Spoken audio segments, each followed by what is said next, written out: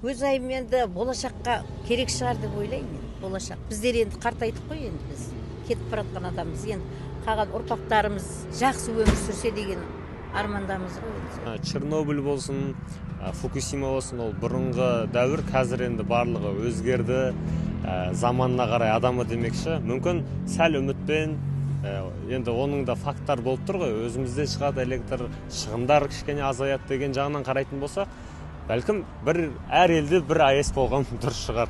Я думаю, что не нужно для нашего народа. Ну, не знаю. Менің ойымша салынған дұрыс. Оңтүстік өңіріне келейік. Мен оңтүстік өңіріне тұрып жатқаныма міне 4-ші жыл болды. Жарық сөну мәселесі өте жиі болады. Түркістанның өзінде, қаланың ортасында хабарламасыз свет өшіп қалады. АЭС салуға байланысты өз пікірімді білдіретін болсам, шыны қазіргі уақытта бізден андай коммуналдық қызметкерлер бағасы өте қымбат жүріп жатыр бір жағынан. Бір жағынан бұған бір жағынан бізге әлеуметтік, саяси жағынан да бір факторлар бар, қауіп төндіретін. Дегенмен де елдің болашағы үшін де бір батыл шешімдер қабылдау керек деп ойлаймын. Сол себепті АЭС-ті өз басым қолдаймын. Бізде Зерендіде, например, свет постоянно сөніп қалады. Бір жел болса, ураган болса свет болмайды. Сол үшін атомный вот это вот не керек, электростанциясы керек.